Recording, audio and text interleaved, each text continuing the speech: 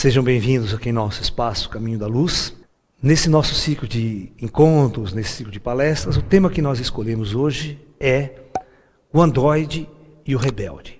Por que esse tema, esse título? Na verdade, nós vivemos numa sociedade onde o ser humano foi transformado em máquina. Ele foi transformado simplesmente num robô, num androide, né? Programado para servir o sistema de consumo.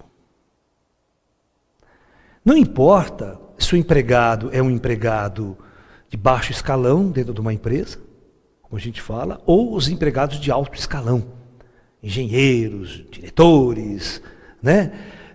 Administradores, essa coisa toda. No entanto, todos nós somos programados dentro de uma filosofia social.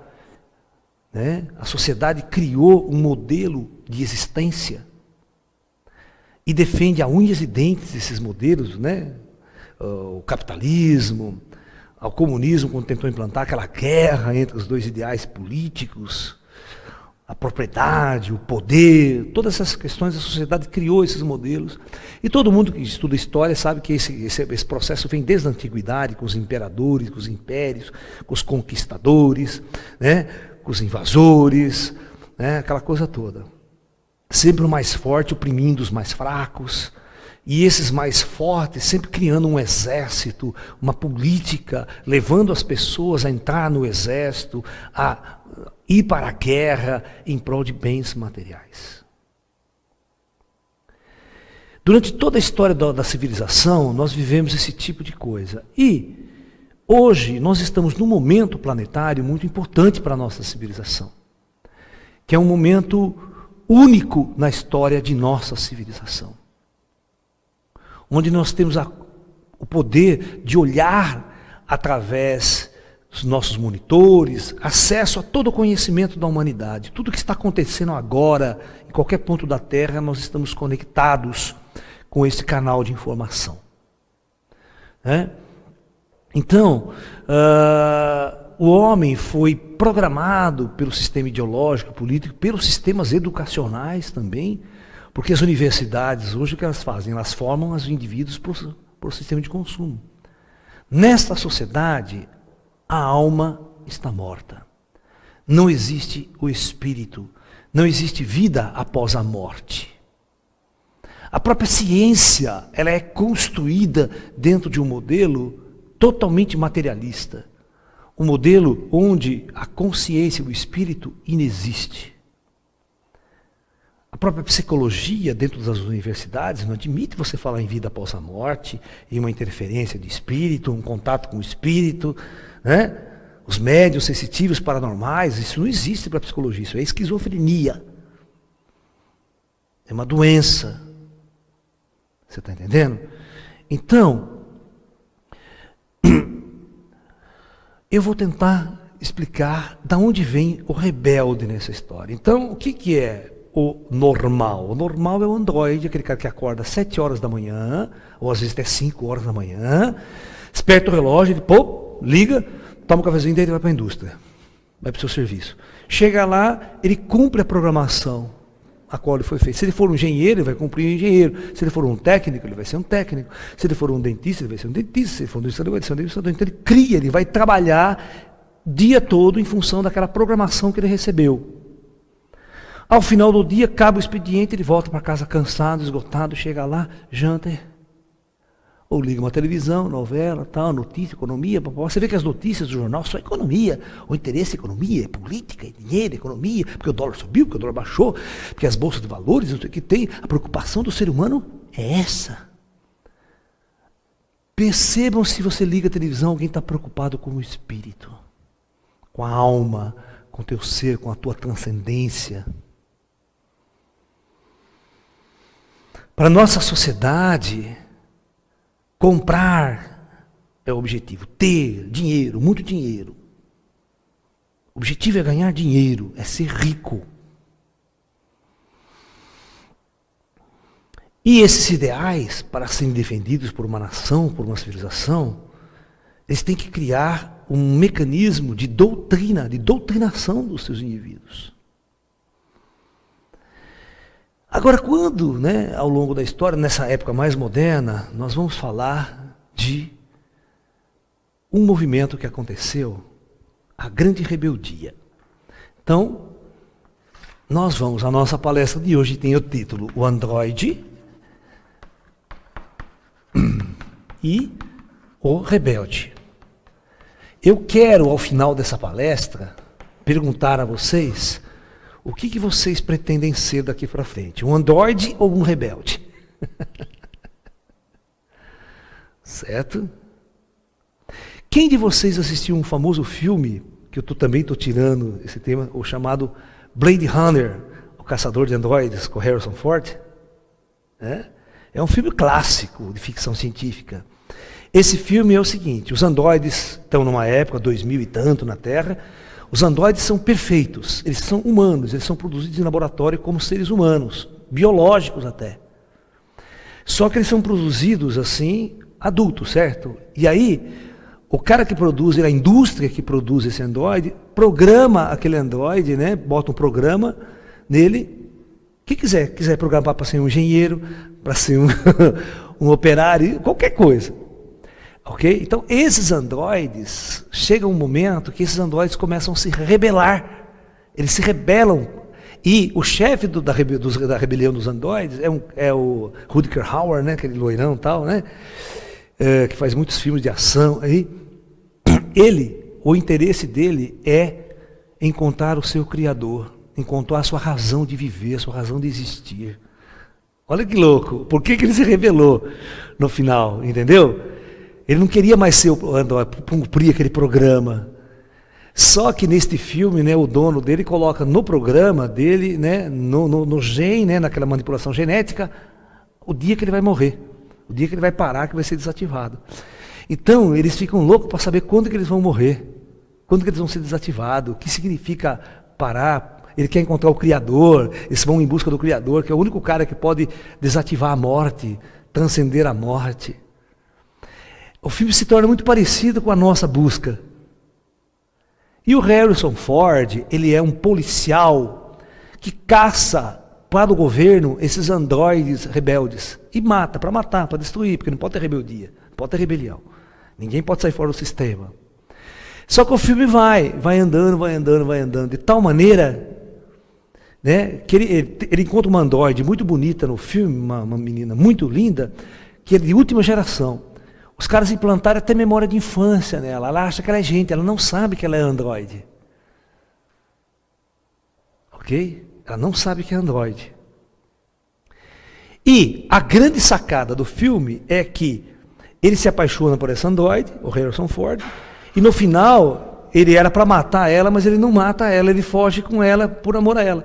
Só que nessa jornada ele descobre que ele também é um androide que foi programado para caçar androides. Ou seja, a pessoa está tão influenciada no negócio de sua vida que ele acha que ele é uma pessoa normal e se esquece que é um androide. Então, por isso que esse filme teve uma repercussão, porque na nossa sociedade, nós somos os androides. Nós somos aquele que acorda de manhã, vai na indústria, fica martelando o dia inteiro, naquele serviço repetitivo, volta para casa e desliga a máquina. Entendeu? E não temos nenhuma busca transcendental, nenhuma transcendentalidade. Né? Por isso que eu vou fazer uma palestra, né, bem em cima desse contexto também, em cima da ideia do Raul estava certo. Esse é o título da palestra. Porque o Raul Seixas é o cara, né, que surgiu numa época, que eu vou falar agora, que vai questionar esse way life, esse modo de viver. Ok? Então, na década de 60, no mundo, começa a acontecer na década de 60, começa a acontecer o famoso movimento hippie. Né? Esse movimento hippie foi, presta bem atenção, a grande rebeldia. Então nós vamos começar discutindo, mostrando esse lance aqui. A grande rebeldia, a grande rebelião.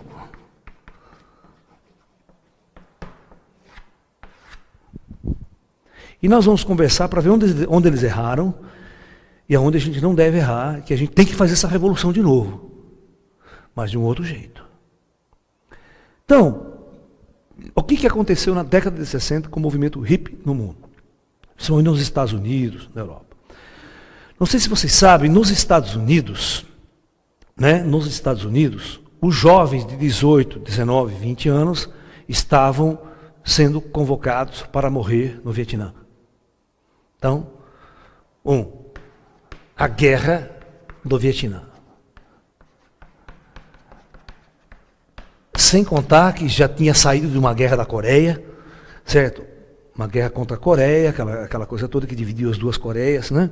Os Estados Unidos estavam metidos no meio, todo mundo. Era aquela briga da Guerra Fria, a famosa Guerra Fria no mundo, certo? Rússia, Estados Unidos, as ideologias comunistas de um lado e a ideologia capitalista do outro. A ideologia comunista mais fortemente enraizada no materialismo, né? No sentido, religião é ópio do povo, não pode falar em alma, espírito, nada, o indivíduo tem que trabalhar, blá, blá, blá. Um outro modelo social, mas distanciado do espiritual. E o capitalismo ocidental, aquela coisa que a gente está acostumado a ver, pode ter religião, mas é uma religião que não influencia praticamente em nada. Né? Então, começou a grande rebeldia. O que aconteceu?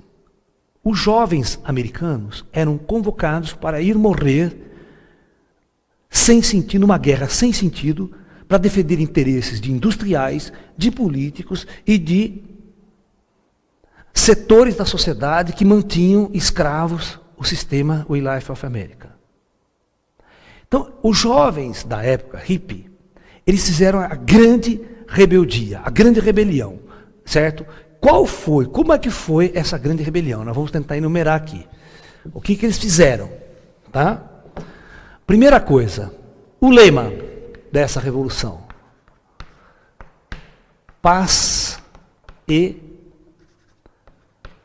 amor, não a guerra. Esse era o lema. Era o famoso pilar que eles criaram um símbolo na época, e o símbolo era assim, ó. O símbolo hippie da década de 60. Ou seja, os 3 pilares: paz e amor e não a guerra. Bom, o que é que esses jovens fizeram de importante dessa grande revolução? Vamos enumerar. Primeiro, todos os grupos repressores que criavam a formatação do Android, eles chutaram. A primeira coisa, sair de casa. Ou seja, libertar-se dos pais, que é a primeira figura repressora. Aí os jovens de 16, 17, 18 anos abandonavam suas casas. Abandonavam suas famílias. 2, iam montar comunidades, eles iam morar em comunidades, ou comunidades alternativas, ou juntavam, esses jovens que estavam na época, alugavam uma casa, viviam de artesanato, depois como eles sobreviviam é outra história. E muitos eram ricos, muita gente, e tinha gente pobre, e era uma mistura geral, o movimento era muito legal. 2, abandonavam o trabalho. Largavam tudo o que estava fazendo. Empresa, negócio, eu vou mudar totalmente de vida. 3, escola. Então, os pilares da sociedade fundamentada, da programação do Android. Ou seja, seus pais te programam, que vem de uma programação antiga. Reprime você, e você tem que ser assim. O trabalho, a escola que programa você para o trabalho. Então, esses jovens romperam com essas 3 pilares da sociedade moderna. E foram foram em busca de novos ideais, de uma nova ordem social, uma nova ordem mundial. Vocês podem ver um festival de rock, e a música era o alimento filosófico, certo? Então o rock, o pop rock na época, então as grandes bandas, eles eram os grandes intelectuais deste movimento hippie. Inclusive, existe um dos cantores da época, vivo até hoje, que é um dos cabeças do movimento hippie da década de 60, era o Bob Dylan. Então, Bob Dylan era o cara que tem as letras, toda contra a cultura, toda contra a sociedade. Ele foi um dos caras que alavancou esse movimento nos Estados Unidos. Os Beatles, na Europa, certo, fazendo essa grande contracultura, né, mudando todos os valores, mudando todos os patamares, ele brincava com a sociedade inglesa. É engraçado, né? Os repórteres, quando iam entrevistar os Beatles, né, eles faziam o seguinte, presta atenção. Né? Chegava assim o repórter da revista tal, ou TV tal, né? Falava, Ringo, o que você acha, né, da atual sociedade política atual, hoje queria ver a postura deles, né, tal, da guerra, eles paravam assim, não, mas por quê? Sabe o que acontece? Não. Né? Aí ele virava pro Ringo, né, pro outro cara da banda, não, mas você viu, né? Não, o feijão tá caro pra cacete, deixava o repórter falando sozinho, não respondia, ignorava, os caras ficavam putos com eles, entendeu? Eles pegavam todos os símbolos de status, aquela coisa, por isso que ele pegou o Rolls Royce, né? Pintou de amarelo, cheio de florzinha, isso aí pros ingleses era um caos, cabelo comprido, tal, saca? Então os caras quebraram toda aquela ordem estabelecida, aquela programação estabelecida que você tinha que agir e ser desta maneira. Eu gostaria que vocês assistissem um filme muito bom, que retrata claramente esta época.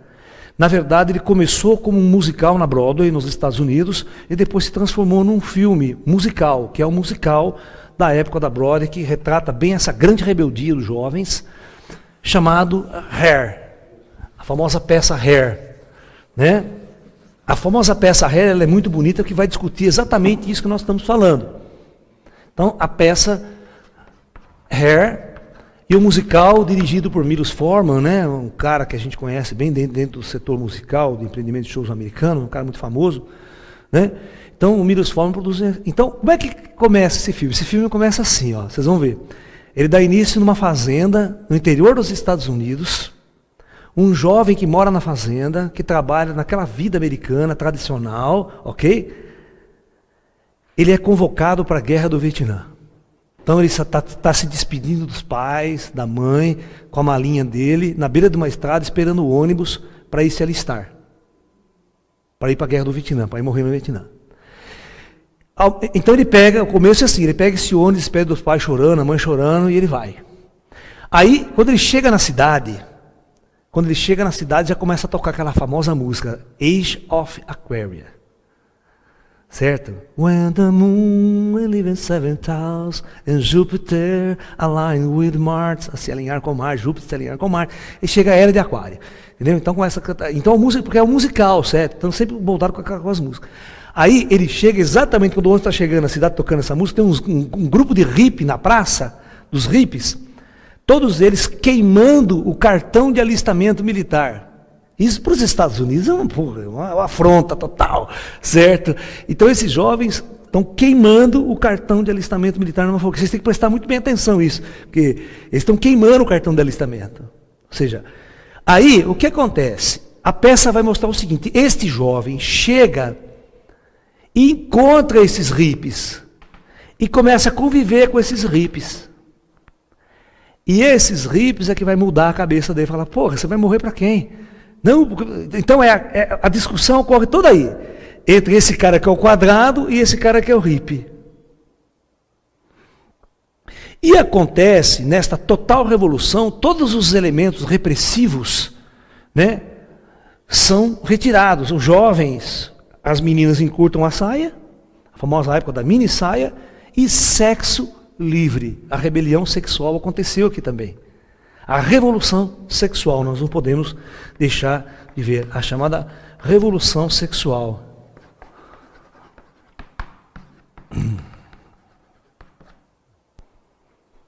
A grande libertação da mulher, a grande revolução da sociedade. E nesse filme da peça Verde vai retratar bem essa revolução sexual também.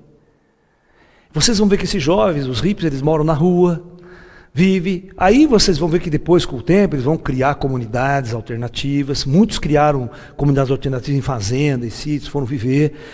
Em Los Angeles, na Califórnia, tem um bairro, até hoje existe o bairro hippie lá, que eles preservam a cultura, eles criaram uma rua, um bairro só, eles alugavam as casas e foram todo mundo para lá, entendeu? Criaram as repúblicas, todo mundo morava em coletividade, dividiam tudo, começavam a viver de artesanato, de roupa, de arte e tal, e buscando seus próprios ideais, sua própria maneira de ser e de existir. Um dos festivais que vai retratar toda essa época, essa geração, é o Festival de Woodstock. Vocês podem assistir o Festival de Woodstock também, vocês vão ter uma noção. Né? Fomos no Festival de Wood. Né? Nem sei como é que escreve direito isso aqui, viu, gente? Se eu errar, deve ser assim. Deve ser assim, não sei. Né? Então, o Festival de Woodstock nos Estados Unidos, tá? Então, vocês vão ver todos os jovens pelados na cachoeira, todo mundo pelado, todo mundo nu, aquela contracultura, os repórteres entrevistando, as televisões, as bandas de rock tocando, certo? Ok? Bom, então, neste momento, gente, a gente poderia fazer a grande revolução. Mas houve um grande problema. Eles não tinham para onde ir. Eles não sabiam para onde ir. Eles não tinham um líder espiritual, um líder que os levasse a uma transformação profunda interna. Não existia. Então, esses jovens, né, na época, as drogas não eram proibidas. Ok? Elas não eram proibidas. Inclusive, na época, a droga mais usada era o LSD. Essa droga, ela era perfeitamente, não tinha proibição nenhuma, inclusive os grandes cientistas, os psicólogos das universidades americanas, estudando a ação dessa droga, tal, essa coisa toda. Então, essa droga era uma droga, não era ilícita. Então os jovens se reuniam porque eles estavam procurando estados alterados de consciência, uma transcendência. Então, fumavam maconha, e o LSD fazia aquelas viagens loucas, saca? E o indivíduo achava que estava indo para uma transcendência, para um estado elevado de consciência. Tá?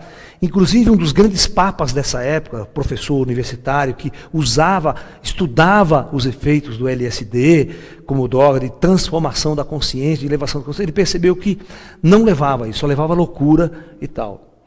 Né? Inclusive esse professor se transformou atualmente num dos grandes divulgadores da cultura indiana, de mestres indianos, dessa busca interna através da espiritualidade. Tá? Muito bem. Então, o que acontecia? Acontecia que não existia espiritualidade. Era um movimento de libertação, mas eles não tinham para onde ir. Porque, na verdade, eles também fugiram da chamada igreja. Né? A igreja, o que era a igreja na época? A igreja era mais uma dessas fontes repressoras. Que eles tentavam se libertar, o padre, o sacerdote, tem que ser assim, aquela coisa quadrada, eu não quero sair disso.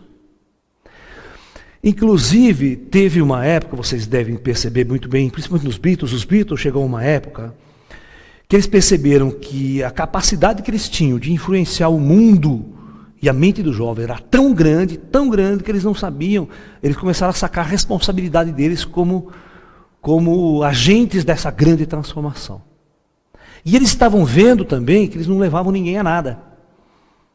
Por isso, aí chegou uma época que o John Lennon, o George Harrison principalmente, que eram os intelectuais da banda, falaram, o negócio é o seguinte, nós precisamos... Bicho, nós estamos mais famosos que Jesus Cristo.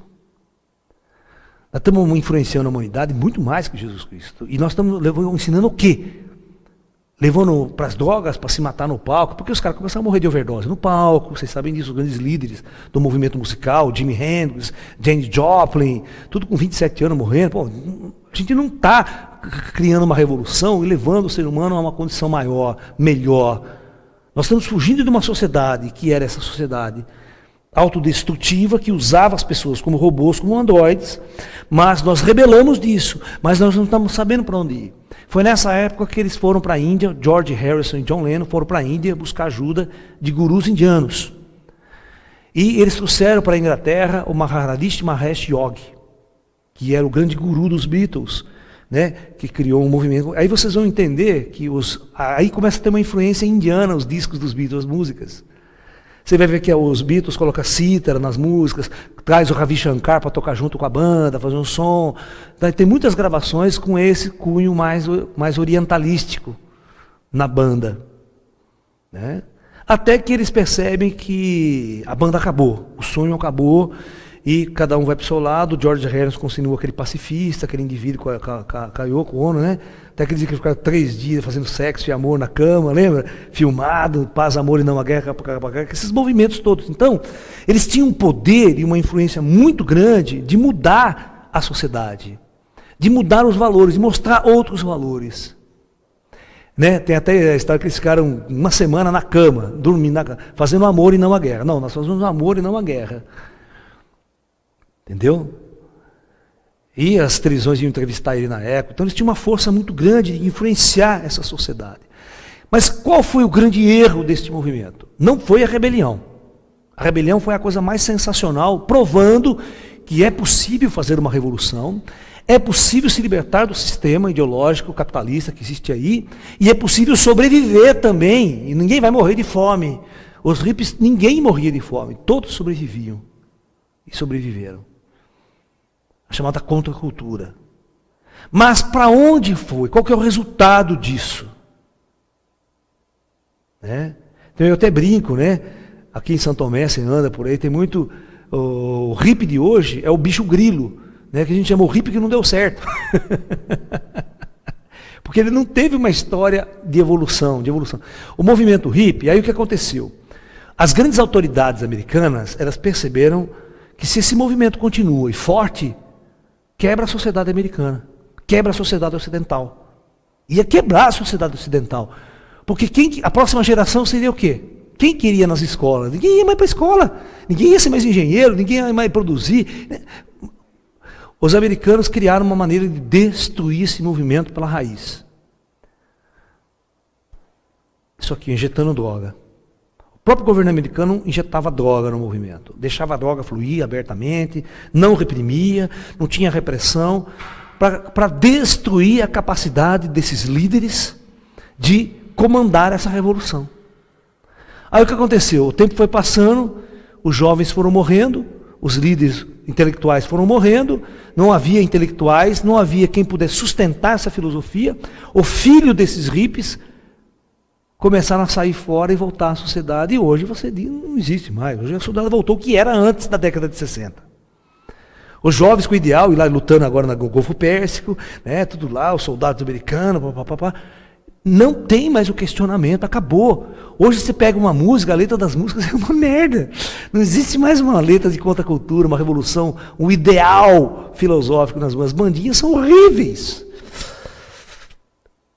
Eu que sou música, né, a gente sabe disso, as bandas são horríveis, as letras são terríveis. Ou seja, não existe mais líderes, os gurus das pessoas, vai lá no Rock in Rio, você vai ver que líder que são, né? Que mensagem que ela está dando para os jovens. Nenhum, os jovens são vazios. Eu que sempre lidei com jovem na minha vida, sempre fui professor de cursinho, né? Trabalhei com a juventude o tempo todo, eu sei, os jovens são vazios hoje. Eles não têm ideais por que lutar. Nessa época da contracultura, não. E os jovens enfrentaram essa revolução e saíram a campo, romperam com todo o sistema. Agora, se existisse uma direção espiritual, se o foco fosse uma transformação espiritual, o planeta não era mais o mesmo. Então, esta deve ser a verdadeira revolução aquariana. Porque, eu digo a vocês, se vocês não fizerem essa revolução, mesmo que ela seja individual, interna, o mundo vai para uma terceira guerra nuclear. E não tarda a acontecer. Você vê que os conflitos humanos são terríveis. Os conflitos no Oriente Médio, entre palestinos e judeus, não tem solução. Ali a solução é uma guerra. Os judeus não vão permitir um Estado palestino, né? E os palestinos não têm força nenhuma militar para contra-atacar contra o Israel. O Irã e os países árabes que apoiam, mais cedo ou mais tarde, quer ver Israel fluir do mar, para a hora que eles tiverem uma arma nuclear pronta e ativa, eles vão fazer uma guerra terrível contra Israel. Aí é o estopim para o mundo, né? O petróleo está ali, a energia está ali, né? E vocês estão vendo que o mundo está todo focado numa guerra, a guerra é por interesses militares, petróleo, a Líbia foi, sabe, os países ocidentais atacaram a Líbia, tá para tirar o... Porque aquele cara já estava enchendo o saco, não comercializava mais direito com o Ocidente, e o petróleo do Líbia é um dos petróleos mais ricos que existe, que a Europa depende dele.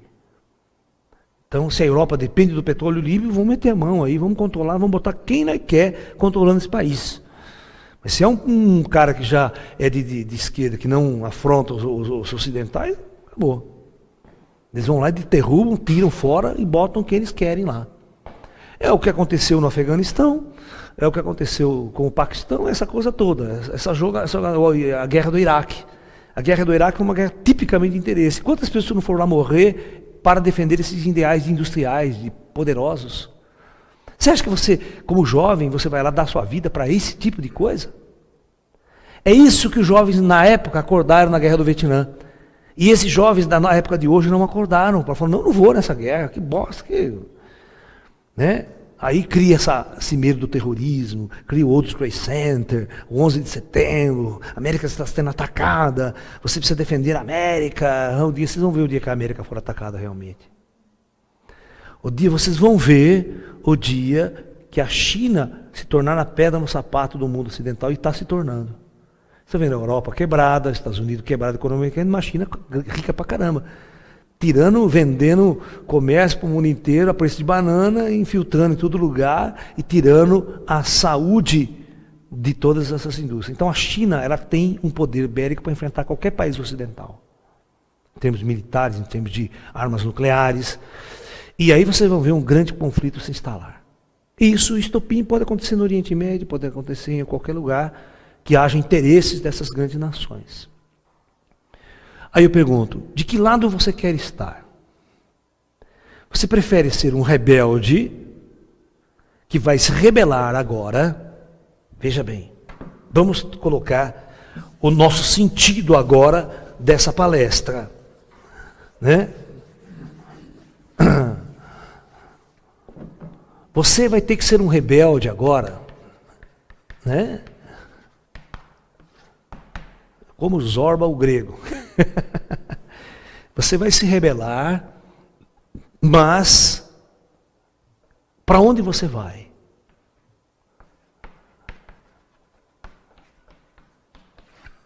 Para a luz. Mas que luz? Para a luz do Espírito.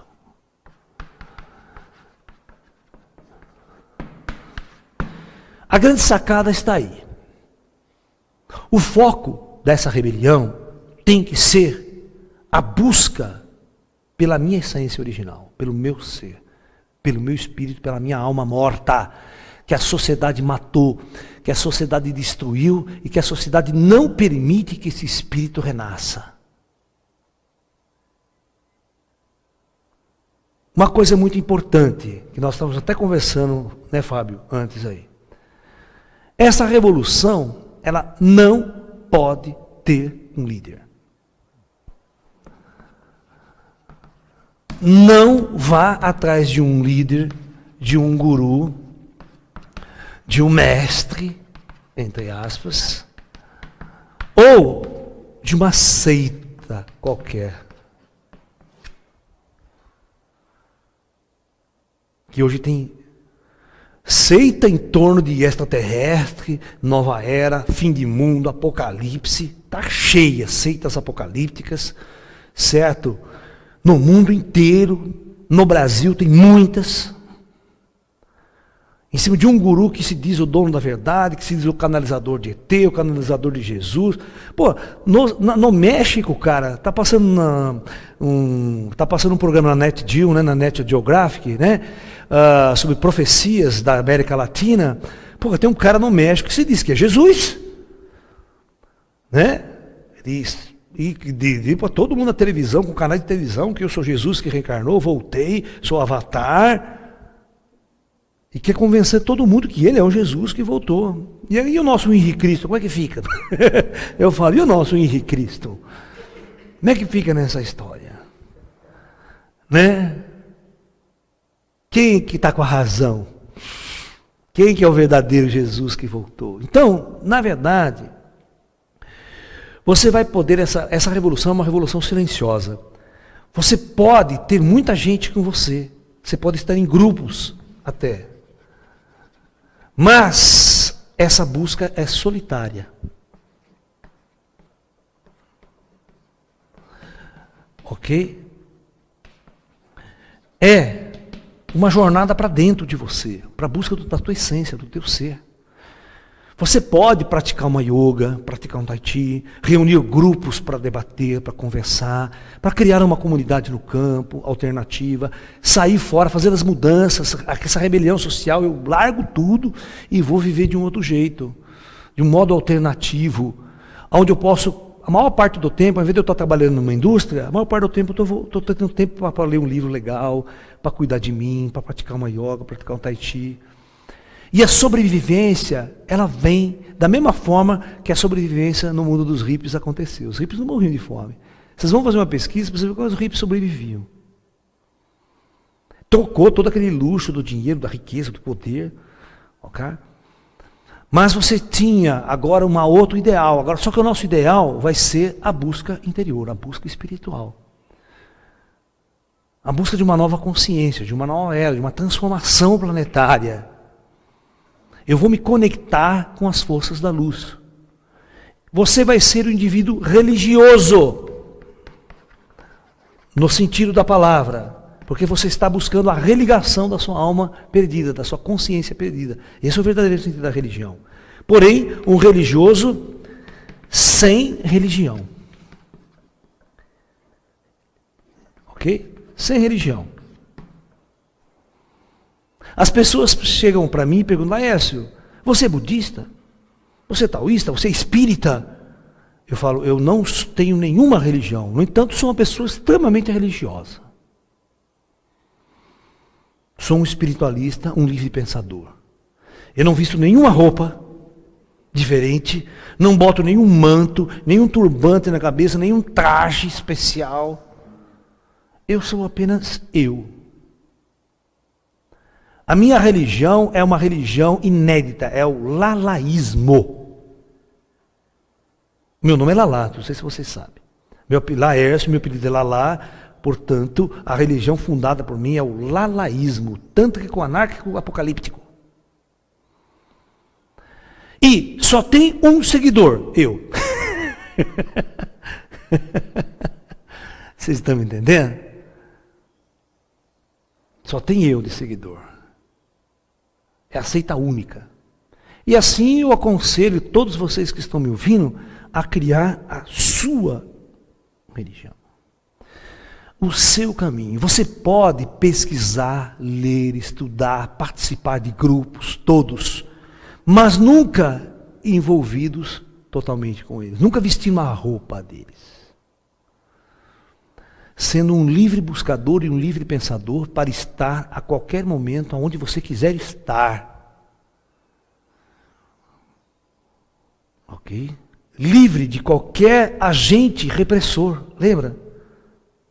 Porque se você criar uma seita por atrás do guru, você vai ter que ir lá ajoelhar, seguir regra, botar aquela roupa, acordar naquele horário todo dia, fazer todas aquelas coisas que talvez não seja um momento de libertação. O momento não é o momento de voltarmos às rédeas antigas, aos sistemas antigos. Né? Pode deixar ele, que ele está sozinho, ele fica quietinho. Pode deixar. Né, meu menino? Vem aqui com o papai. Vem que você vai aparecer na filmagem. Né, meu menino? Vem aqui que você vai aparecer na filmagem com o papai. Abaixa a câmera aí, Sadal, porque ninguém está vendo o menino aqui. Viu, Sadal? Abaixa aqui para mostrar os garotinhos, que é o meu menino que está aqui. Ele veio visitar nós. Né, filho? Esse aqui é o Rashi. Né, filhão? Esse é o que cuida do nosso sítio aqui, do nosso espaço aqui nas montanhas. É o guardião. É um dos guardiões. Então, voltando ao nosso assunto. Então, veja bem, você pode criar essa forma de buscar o seu conhecimento. Certo? Primeira rebelião é você tomar consciência, você nem precisa às vezes largar de tudo lá.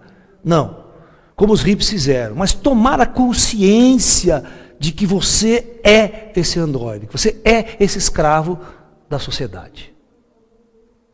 Ok? Quando você toma essa consciência, fica muito mais fácil você criar um tempo para ir em busca da espiritualidade.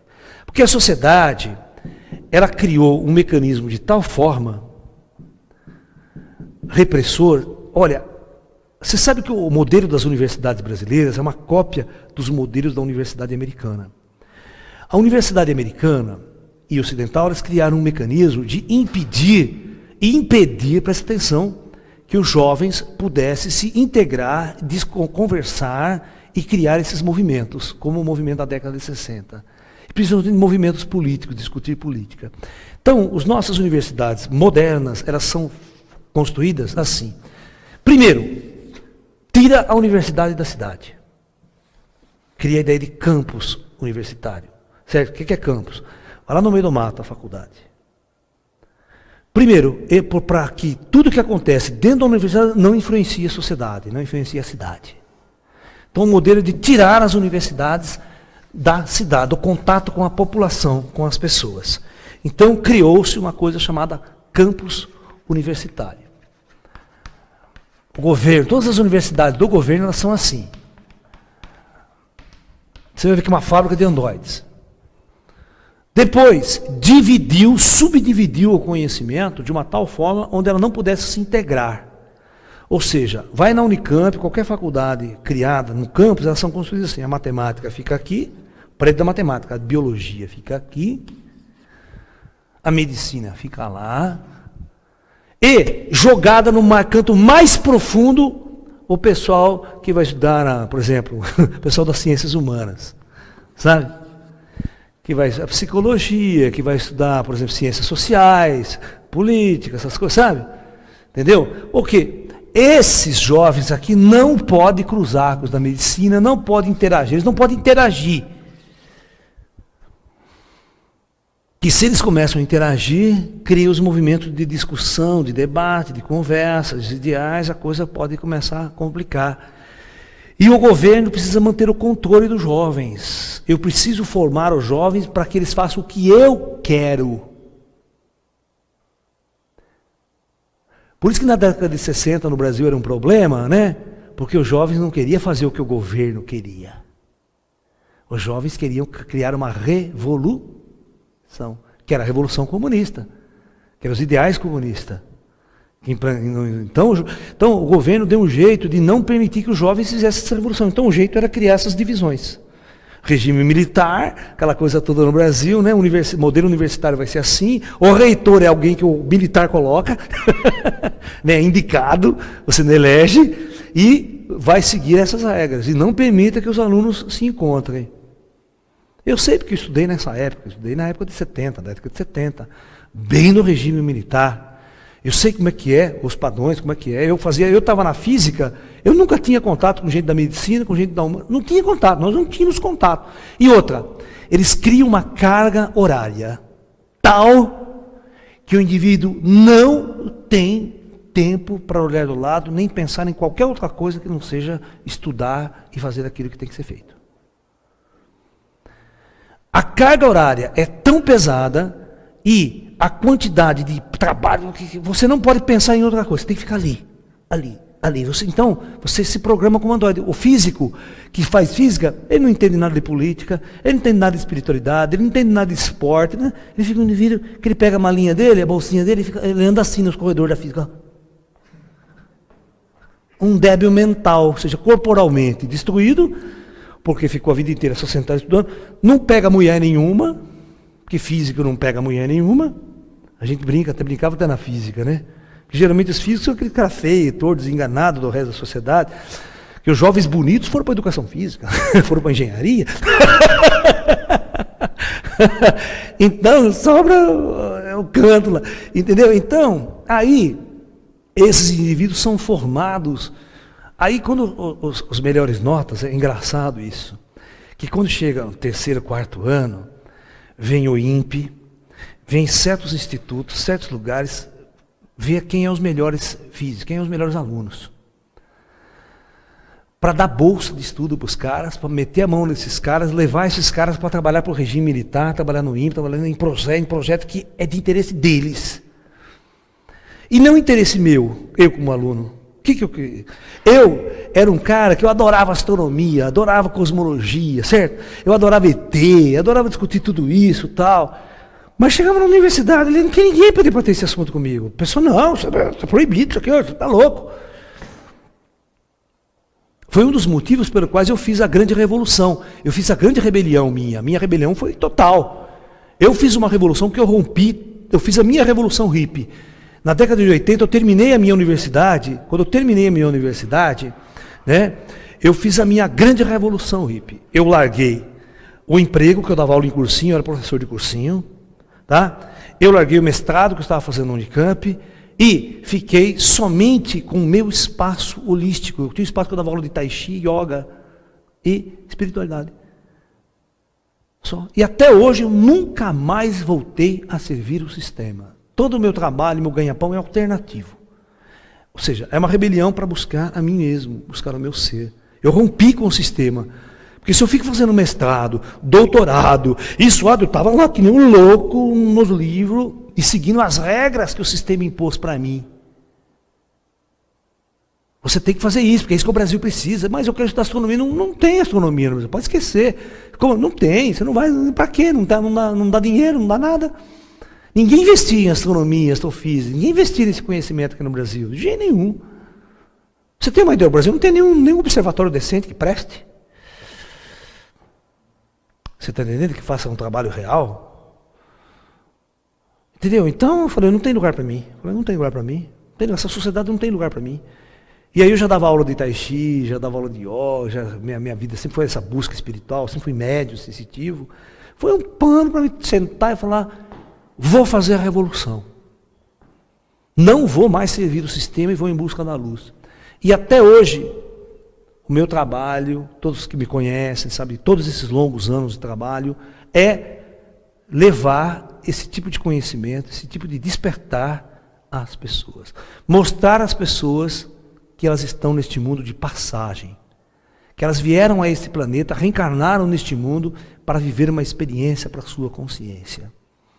E a coisa mais importante é ela acordar para essa realidade. Ou seja, elas voltarem e ouvir o que os grandes mestres tiveram sempre a dizer. Que os grandes mestres sempre foram rebeldes. Vamos ver Jesus. Vamos ver Jesus, o grande avatar da humanidade. Foi ou não foi o maior de todos os rebeldes? Pergunte se Jesus trabalhava num banco. Se Jesus trabalhava para Herodes, era soldado de Herodes. Se Jesus resolveu ser... Você está entendendo?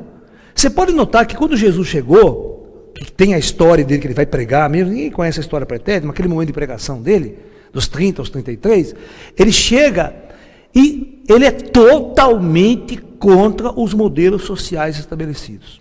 Ele é contra a religião estabelecida, né, na Judéia, por Herodes, né, e ele é contra a implantação romana, a consciência do governo romano. E ele vem mostrar para o povo uma boa nova, uma nova revolução, uma nova consciência. Mostrar para as pessoas o quê? Que o reino delas não é desse mundo. Que elas não são deste mundo, que elas estão aqui de passagem. Fala do reino de Deus, o reino dos céus. Ele vai falar sobre essa transcendência, sobre o despertar da consciência, do teu espírito. É isso que Jesus veio ensinar. Vamos ver o que Buda veio ensinar então? Que o grande Siddhartha Gautama, o Buda, o que o Buda fez? Ele era um príncipe, certo? Ele era, né, o pai dele era um rei de um feudo na região lá, tal. Primeira coisa que ele fez foi abandonar o palácio. Ele fez a grande revolução, ele abandonou tudo para ir em busca da luz. E quando ele conquista essa iluminação, o que ele faz? Ele volta para trabalhar com o pai dele? Volta para reinar? Volta para fazer um ministério, fazer parte do governo? Ele se torna um dos maiores rebeldes, um dos maiores anarquistas sociais. Porque ele vai levar ao mundo exatamente a mesma coisa que Jesus levou. A consciência de que você tem que voltar para dentro, que você tem que tomar consciência, você tem que encontrar a verdade. A grande verdade. Não essa programação ilusória que a ciência faz todos os dias, que a política faz todos os dias em nossas cabeças através da televisão. Você liga a novela é um retrato da sociedade, né? Ela é muito legal porque ela é muito, principalmente a novela das 8. Você vê qual que é o problema do dia a dia daquela menina. Ou é o namoradinho dela, ou é porque ela é pobre, porque ela é o trabalho, ou é porque é rica demais e não sabe o que fazer na vida. Sabe? Então você vê os conflitos sociais ali, não tem espiritualidade nenhuma. Ou seja, o espírito está morto. A vida cotidiana das pessoas é viver aquela muquifa social. E o que atrai os jovens? Vamos ver esse festival de rock. 100 mil pessoas por dia, cara, num festival de rock. Pô, ouvi o nego tocando e falando abobrinha. Porque nós não temos mais aqueles grandes caras que criam uma revolução através da música. Que movimentam uma cultura através da música. Para isso, o jovem é rebelde, né? Para encher a cara de droga, se matar e beber, ele é rebelde. Mas não sabe para onde ir. O jovem, ele adora a rebeldia. Ele adora não ser igual. É por isso que você não consegue tirar um homem drogado da droga. Sabe? Por causa do seguinte, veja bem. Eu sei disso porque eu estudo muito esse lance, né? A minha namorada, ela é psicóloga, ela trabalha com uma clínica de drogados, ela sempre está lá pesquisando. Então, o que o drogado fala para você? Eu vou sair da droga por quê? O que vocês têm para me oferecer? O que você tem para oferecer para o cara? Vai voltar para trabalhar? Vai voltar a ser androide, a ser escravo? Porque o normal não, você precisa largar da droga, você precisa trabalhar, você precisa fazer alguma coisa, você precisa estudar, você precisa... É isso que sua mãe e teu pai vai te oferecer. Mas isso para ele é uma merda, ele sempre detestou a escola, detestou isso, ele não quer. A droga levou ele num estado alterado, ele fica eufórico, ele entra numa coisa que é o que ele sempre quis, o que ele sempre procurou. Por isso que ele não larga, porque a droga é muito bom. O cara só larga da droga quando ele quer largar da droga. Mas para você largar da droga, você tem que ter uma coisa melhor. O que você tem de melhor para oferecer para ele? No fundo, a gente sabe que não tem. A sociedade não tem uma coisa melhor para oferecer para o cara. Agora, a maioria dos caras, quando consegue largar da droga, a estatística é, de cada 10 drogados, somente 2 se recuperam. Essa é a estatística, de cada 10, 2 se recuperam. Então, 80% não se recuperam. Tá? Porque eles não querem sair dessa situação. Você pode deixar ele na clínica 1 ano, 2 anos, viu? Que tirou da clínica, vai lá e vai consumir droga de novo. Porque ele volta para a sociedade, não tem nada que ele quer. Vai trabalhar? Vai ser escravo? Vai ser androide?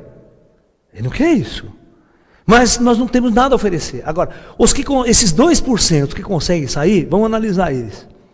Geralmente pela religião, ou ele vira crente, vira pastor, não sei o quê, ou vai, sabe?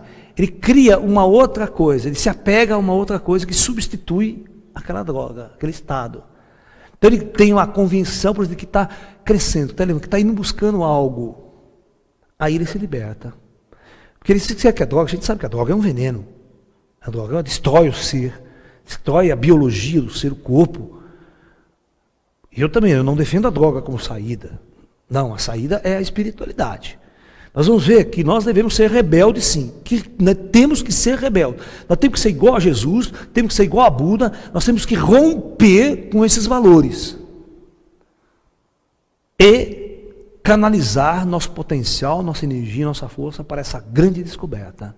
Para esse autoconhecimento, para descobrir exatamente aquilo que Jesus queria ensinar, aquilo que Buda queria ensinar, é seguir a luz dos grandes mestres. Essa é a grande charada. Se nós não fizermos isso, você vai continuar na programação do Android, acordar todos os dias de manhã, ir lá trabalhar, e achando que está fazendo algo muito importante para a sociedade. Acreditando que está fazendo algo muito importante para a sociedade. Aí um amigo meu chegou assim para mim, mas Laércio, você não acha que meu trabalho é importante na sociedade? O que você é? Sou médico. Oh, grande importância, tem uma importância muito grande. Você conserta máquinas. Você conserta androides. Você percebeu que você conserta androides? Para voltar a trabalhar na segunda-feira? Se o cara fica doente, ele não vai trabalhar, a indústria manda para o médico. O mais rápido possível, vamos recuperar esse cara aí para voltar a ser um androide. Grande trabalho que você faz, eu acho. Agora, o que você deveria ter, isso não significa que o seu trabalho não é importante para a sociedade. Claro que é. A medicina, o médico é importante, claro que é. Mas agora nós temos que ter um médico diferente. Nós temos que ter um médico extremamente consciente de sua alma, de seu espírito, de teu ser. É como o André Luiz que morreu. André Luiz não era médico? Vamos ver o Nosso Lar, o filme Nosso Lar. Ele era um médico, certo? Aquele médico tradicional que nem olha para a tua cara quando dá consulta. Todos vocês acho que já viram um assim. Já foram, principalmente se você for ser atendido pelo SUS. Né? Vocês sabiam que, tecnicamente, uma consulta para o SUS não pode demorar mais que 15 minutos? Não. Você sabia que um consultório pediátrico pelo SUS só tem uma cadeira? Ou não sabia? Você entra no consultório pediatra, não pode ter duas cadeiras, porque se a mulher sentar, se a mãe do filho sentar, demora mais a consulta. Então a mãe fica em pé e o filho fica sentado, o que está doente fica ali sentado e o médico. A mãe fica em pé, sabia disso? Não tem duas cadeiras, é técnica. E ele olha na sua cara, o que você tem? Nem embora, nem examina, não, toma esse remedinho que vai para cá. Ou seja, o médico virou um puta do androide. O trabalho dele é um trabalho de androide. Ele não vê o ser humano que está ali, ele não vê a alma humana que está ali. Certo? Pra vocês terem uma ideia, eu vou contar uma história real que aconteceu ligada à medicina. Eu quando fazia colégio técnico, em Limeira, colégio, colegial, eu fazia à noite, no turno. E eu trabalhava de dia no posto do INPS de acidente do trabalho. Então eu ficava ali na parte burocrática só ali, sabe? Tá, é o meu dinheiro, ganhar pão para me sobreviver. Eu lembro, e o hospital ficava 100 metros do meu posto. Então os acidentados, né? Eu tinha que dar aquela ficha de acidente do trabalho, para ele ficar em casa, certo? O cara foi acidentado, para ele receber, aquela coisa toda. Um belo dia, chega um cara, presta bem atenção. Ele trabalhava na roça, ele com o podão, ele cortou a perna. Ele fez um talo na perna, assim, gente. Que coisa mais. Ele foi no hospital, quando ele chegou no hospital para ser atendido pelo SUS, ele esqueceu a carteira de identidade. Sabe o que a atendente e a mulher fez ele fazer? Fez ele até o NPS, porque nós tínhamos que resolver o problema que ela não podia atender sem documento. O cara foi lá todo sangrando, com a perna sangrando, na minha frente, lá, moço, o problema é o seguinte, o que eu faço? Fui no hospital. Aquele dia eu saí, eu dei um esporro no hospital, eu levei o cara lá, falei, escuta aqui, quem é a moça que está aqui? Quem é essa secretária? Por que você não? Porque não tem documento. Se sua mãe viesse aqui com a perna arrebentada, sem documento, você ia atender ela ou você ia mandar para o NPS? Se for tua mãe. O ser humano em primeiro lugar, papel e documento a gente resolve depois. Quantas vezes eu não brigava com o médico não atendia o cara. O cara não levava o documento, aquela fichinha, não volta no NPS que não vou atender você. Eu chegava, doutor, escuta aqui. Por que você não atendeu o rapaz aqui? Mas ele não está com o documento em dia. Mas escuta aqui, o senhor é médico ou o senhor é burocrata? O seu serviço, doutor, e eu meti a boca no doutor, o seu serviço é atender o cara e cuidar do cara. Papel o senhor deixa comigo. Porque não pode. O que eu falei? Cuida do cara. Faz o que você cuida do cara. O cara que está doente, o senhor precisa cuidar dele. O senhor precisa aprender a ser ser humano, cara. Se fosse o teu pai que estivesse aqui, eu queria ver se ele mandar no NPS lá para ser atendido. Se o senhor ia atender, eu não ia. Então, todas as pessoas que entrar aqui, encara como se fosse seu pai. Ou como se fosse seu filho.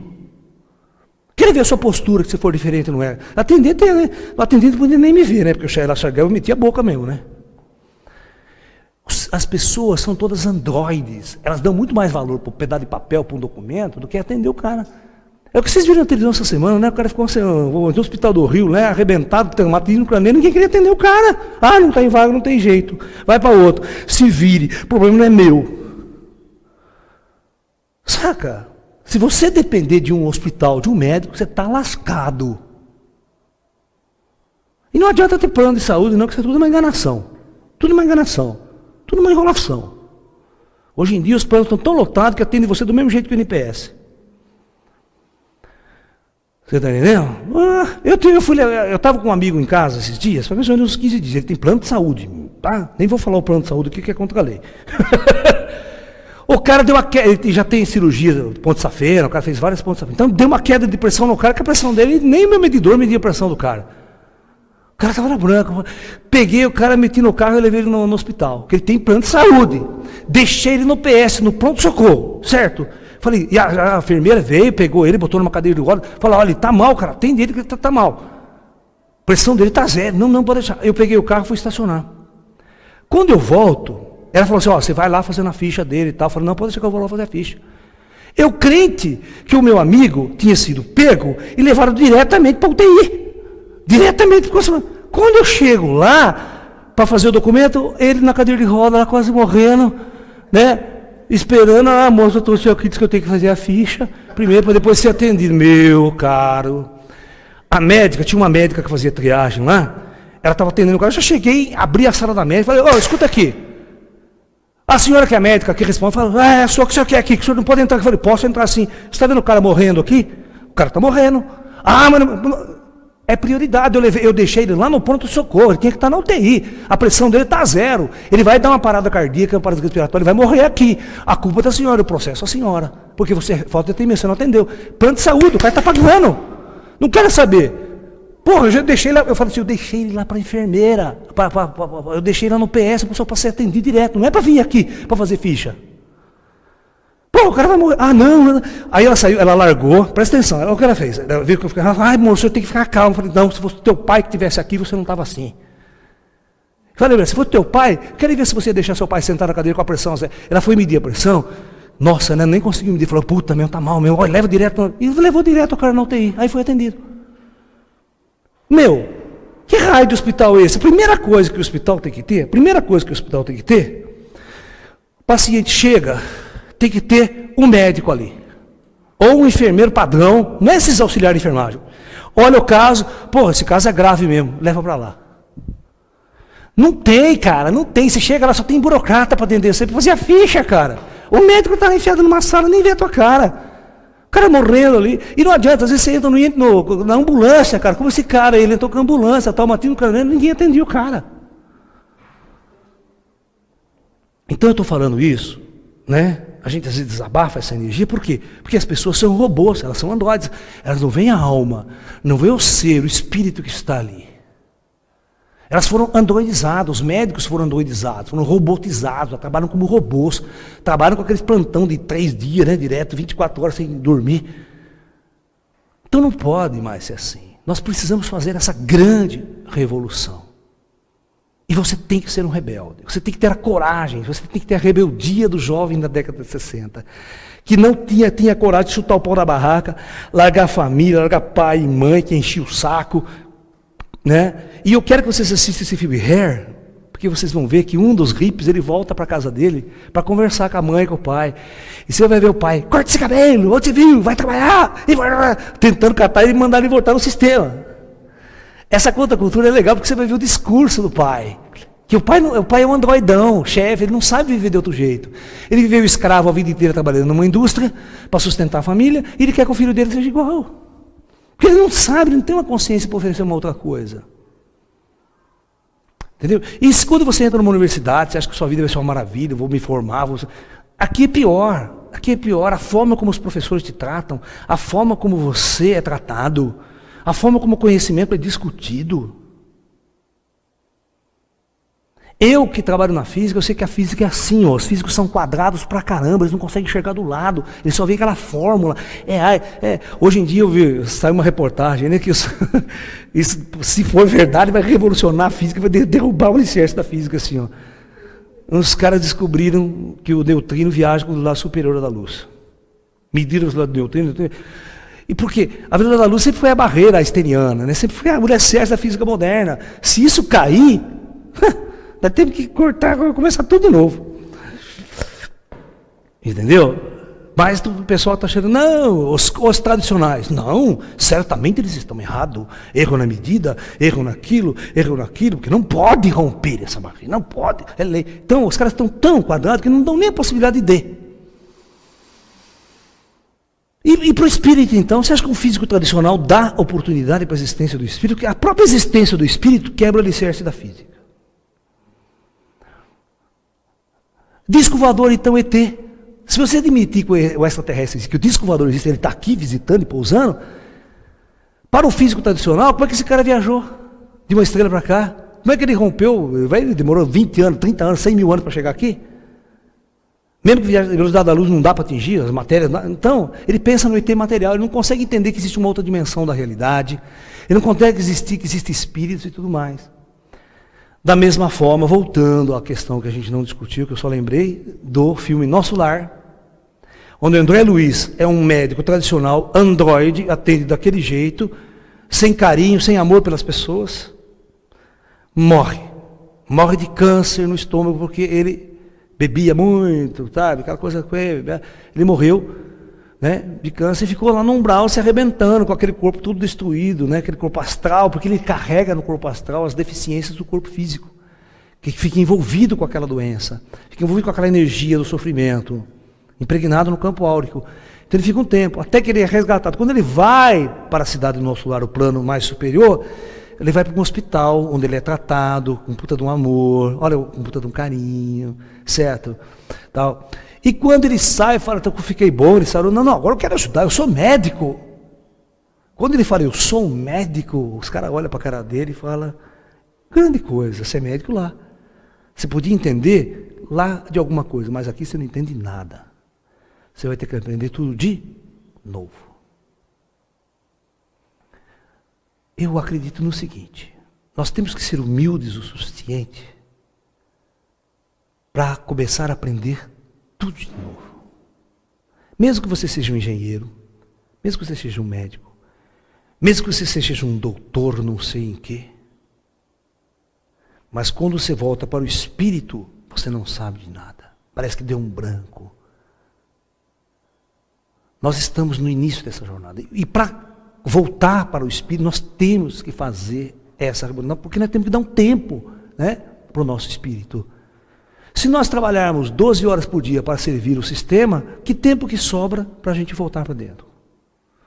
E outra, e quando sobra o tempo, você está tão cansado, você está tão esgotado.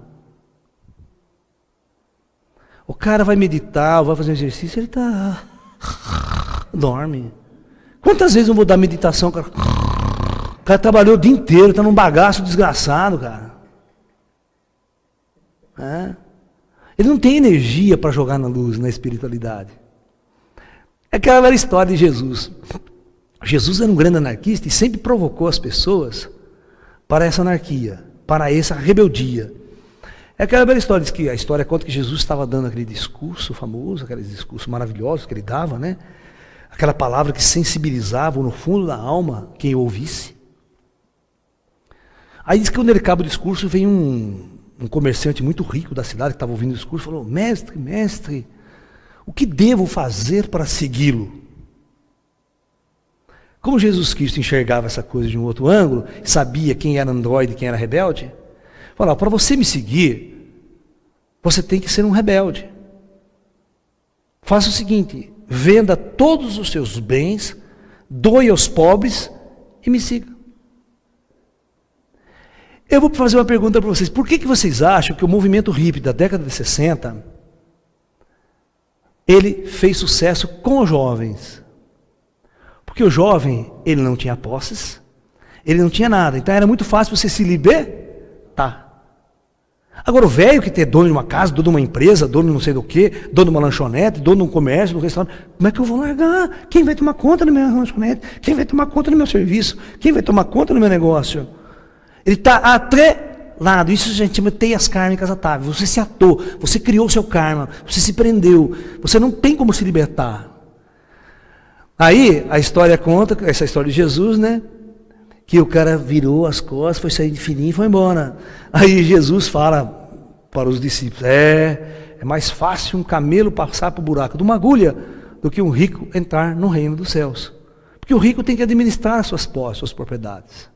Ele não vai ter tempo para a espiritualidade. E Jesus já jogou duro com o cara, né? Você quer me seguir mesmo? Você tem certeza que você quer seguir? Para me seguir só tem um jeito. Você não pode servir a dois deuses, você não pode servir a César e a mim. Você tem que se libertar de tudo isso que te prende, porque Jesus sabia qual era o diagnóstico. Ele sabe qual é o grande problema da humanidade, da civilização. Por que que você não acorda para a luz? Por que que você não é um médium? Por que que você não é um paranormal? Por que que você não conversa com os espíritos? Simplesmente porque você nunca se dedicou a isso. Você nunca se preparou para isso, você nunca levou isso a sério. Agora o seu trabalho você leva a sério, né? 5 horas da manhã você está acordado, não está? E pega o ônibus, 2 horas de 1, vai lá trabalhar e volta para casa. Por que você não faz o mesmo empenho para a espiritualidade? Acorda 5 horas da manhã para praticar a espiritualidade. Por que você não faz isso? Porque para trabalhar você faz isso. Porque nós temos valores incrustados em nossa consciência, ditados pela regra social. Nós precisamos acordar para fazer essa revolução. Né? Eu falo muito isso para as pessoas, sabe? As pessoas precisam acordar. E o problema maior, quando essas pessoas morrem. Eu tinha um vizinho, né? Minha idade praticamente, amigos de infância. Ficava todo dia à tarde, a gente sentava na calçada junto para conversar. E agora, recentemente, quando eu era criança, não agora. Mas era um indivíduo que não tinha espiritualidade nenhuma. O negócio dele era, carro bonito, comprei isso aqui, olha, vou comprar um carro, vou vender. Nunca entrou na minha casa para assistir uma palestra minha. Vizinho de parede. Nem sabia o que eu falava. E sentava para conversar abobrinha comigo, coisas normais. Esse rapaz, há 1 ano atrás, a irmã dele morreu de câncer. E ele começou a pegar uma leucemia. De uma hora para outra, leucemia. Ele fala assim, Laércio, eu não quero morrer. E eu falava para ele, eu via que ele estava indo embora. Os espíritos já tinham dado a ficha. Ele vai embora. E começou a definhar. Até que um belo dia, foi para tudo quanto é especialista, tudo quanto é médico. Até que um belo dia, você sabe que o cara que tem leucemia, geralmente ele não morre de leucemia, sabia disso? Ele não morre de leucemia. Ele morre exatamente como se morreu, muitos morreram. Esse cara, o José de Alencar, morreu do mesmo jeito. Ele morreu de problemas pulmonares. Pneumonia. Por quê? Porque o cara, para combater a leucemia, ele injeta um veneno no cara, um remédio, que chama quimioterapia. A quimioterapia, ela detona o seu sistema imunológico. Ela diminui o avanço da leucemia, mas detona o seu sistema imunológico. Aí o cara pega uma pneumonia e morre de pneumonia. Foi o que esse meu amigo morreu de pneumonia. Chegava no hospital, disse que ele acordava nessa última fase dele, né? Que ele foi internado, ficou 30 dias internado para depois falecer. Ele falava para o médico, poxa, não deixa eu morrer. Como se a morte fosse o maior de todos os castigos. As pessoas não entendem que a morte é uma grande libertação. Porque viveu a vida inteira longe da espiritualidade. Longe dessa consciência. Agora quando morre, do outro lado, é aquele choque. E agora, o que eu faço? Para onde é que eu vou? Todo atrelado e apegado às coisas desse mundo. Se você fosse que nem um hippie, o hippie não está nem aí. Se ele morresse, vou embora agora, tchau, benção. Vou fazer essa grande aventura, essa grande viagem. Na verdade, nós temos que olhar as coisas materiais, não que elas não são importantes, mas nós temos que usá-las para o nosso crescimento. E não deixar que as coisas materiais nos usem e nos escravizem. Um carro só é importante para nos transportar. Ele não pode ser aquela coisa de exibição, olha que carrão, cara. Então, se nós focarmos no verdadeiro valor da nossa passagem pela Terra e termos a verdadeira consciência que nós estamos de passagem aqui. Não importa, você vai morrer. Não importa quem você seja, o que você tenha feito, o que você possa fazer, você vai morrer. Porque nenhum de nós é deste mundo. Nós viemos para uma jornada e a jornada de todos terminará. Agora fica muito mais fácil se você estiver consciente disso E quando você estiver próximo à sua passagem, você tira de letra, né? Pô, que legal, os meus amigos, já vai preparando o time de futebol que eu estou chegando. Sabe aquela coisa, mais alegre, mais feliz. Vai ficar chorando em velório. Você está entendendo? Porque na verdade o indivíduo se libertou. Nós é que estamos nessa escravidão, nessas trevas profundas, escravos dessa sociedade de consumo. Aí o Raul Seixas faz essa música, né, na época da década de 60, né, que Raul era desse movimento hippie.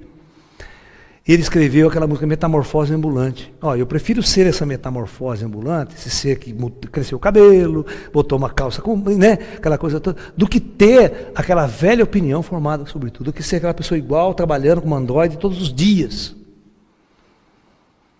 Né? E a música mais famosa dele é Ouro de Tolo. Ouro de Tolo. É aquela música, eu devia estar contente porque tenho um emprego, sou um dito cidadão responsável e ganho mais de 5 mil cruzeiros por mês. Ele canta desse jeito ainda. Eu devia. Ele canta depressivo. A ideia é cantar em depressão, certo? Por isso que ele não canta de forma alegre. Ele já canta, ele já chega assim na música. Você viu? Houve uma homenagem ao Raul Seixas feito pela Multishow, pelo canal Multishow. Vocês viram? Várias bandas e cantores vêm cantar músicas do Raul. Chama O Baú do Raul. Vocês procurem, é um DVD. Aí vocês vão ver um cara que vai cantar essa música, ele chama Baia. Cara. Então ele entra, olha como é que ele vai entrar. Ele vai entrar de terno, gravata e uma bolsinha, uma malinha. Tipo um cara que trabalha no banco, tudo assim. Ele entra assim, com aquela bolsinha desse jeito assim, super reprimido. A banda começa a tocar, ele começa. Eu devia estar contente porque tenho um emprego, sou um dito cidadão responsável e ganho mais de 5 mil cruzeiros por mês. Aí vai, como o Raul, né? Aí vai indo. Aí, você sabe que a última frase da música é assim: eu é que nem me sento no trono de um apartamento, com a boca escancarada, esperando a morte. Ele vai tirando a gravata, tira o paletó, rasga o paletó, joga a bolsa pra plateia, fica, sabe? E termina a música assim. Que ele vai fazendo a revolução, né? Eu que não me sento nessa banca. Ou seja, essa música do Raul, Ouro de Tolo. Ou seja, o que é o ouro do tolo? É esse dinheiro, esse seu emprego, essa sociedade. Pega a letra, eu tenho um show, eu faço um show, assim, eu e meus amigos músicos, nós fazemos um show, né, chamado O Lado Oculto Esotérico das Músicas de Raul Seixas, onde nós pegamos uma música e interpretamos a letra, tocamos e interpretamos a letra, falando dessa coisa, dessa revolução da década de 60. Então é muito legal a gente discutir as ideias do Raul, qual era a proposta. E qual que é o erro dele também, que foi para as drogas, não tinha para onde ir, entrou nesse colapso. Né? Você está entendendo? Por isso que eu vou dar essa outra palestra, né, falando que o Raul estava certo. Porque o Raul é o cara que fez a rebelião, que fez o processo todo. É isso que nós devemos ter coragem de fazer. Até criar a sociedade alternativa. Toda a proposta deles. Você sabe que eles foram expulsos do país por querer criar essa sociedade alternativa, né? A polícia, o DOPS, caiu de pau em cima dele. Quer que essa sociedade é comunista? Tudo comunista. Expulsar, todo mundo vai. E se fica, é morto. Se fica, é morto. Entendeu? Então, hoje não. Hoje nós temos muito mais liberdade para criar essas comunidades, para discutir essas ideias, para fazer as revoluções de uma forma muito mais ampla. O mundo está numa outra concepção. Então nós temos essa liberdade, temos essa capacidade de fazer essa tomada de consciência. Só que a gente não pode ter medo de fazer essa revolução. Porque você vai estar associando uma das forças mais poderosas do universo. Você vai estar associando a luz. Você está abandonando as trevas, a escravidão deste mundo da matéria, das empresas, das indústrias, dos bancos, dos seus rótulos, das suas máscaras, para ir de encontro e se conectar com as verdadeiras forças da luz, aquelas que têm o verdadeiro poder no universo. Então não tenho medo de fazer essa revolução, não tenho medo de fazer essa rebeldia, essa transformação, porque você vai estar amparado por forças muito poderosas. Mas você vai ter que provar que é isso que você quer. Ok? Pensem muito bem nisso que a gente está conversando aqui. Você que está me ouvindo em casa, assistindo essa palestra através dos vídeos, dos DVDs. Pense que você vai criar uma maneira particular de começar a fazer essa transformação, de começar a fazer essa revolução. Seja um rebelde. você vai ver que quando você, após a morte, você vai ver o quanto que você ganhou com essa sua rebeldia.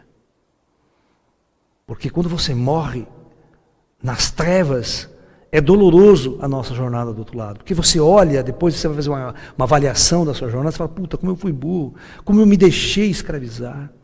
Vocês sabem que existe uma coisa muito interessante, né? Vocês sabem que não existem escravos, só existem pessoas que se deixam escravizar.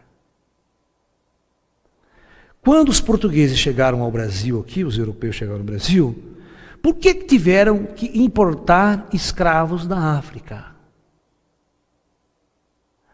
Nos Estados Unidos a mesma coisa. Por que não escravizaram o índio americano? Por que eles não escravizaram o índio brasileiro, que era tão selvagem quanto o índio o africano? Simplesmente porque o índio americano preferia se suicidar a ser escravo de um americano qualquer. Ou o índio brasileiro, a mesma coisa, eu sou guerreiro, escravo teu, servir, trabalhar, me curvar diante de você, prefiro a morte. Você vê o índio americano, aquela honra que eles tinham, né, aquela força, aquela coisa, morro na guerra, mas não me escravizo, não me curvo a você. Você viu, louco. Mas aquelas pessoas, pelo medo, pela opressão, pela dor, se deixavam escravizar, aí se curvavam, né? Tomavam chicotado e ficavam lá. Aí é óbvio, né, que a sociedade vai usar você mesmo, né? Vai escravizar você. Nunca se esqueçam que vocês são escravos idênticos. Vocês se curvam todos os dias ao seu patrão, ao sistema, não, tudo bem, e vai trabalhar todos os dias. Comecem a pensar, vocês vão ver se a gente está com a razão ou não está com a razão. Se nós somos ou não somos escravos, porque permitimos ser esse escravo. Permitimos que nossos patrões, que nosso sistema ideológico político nos manipulasse e nos escravizasse com profundidade. Seja um rebelde, mas um rebelde da luz. Um rebelde que cria essa rebelião, mas vá em direção à luz. Vá em direção à descoberta de seu espírito. Ok? É isso aí. Namastê, muita paz.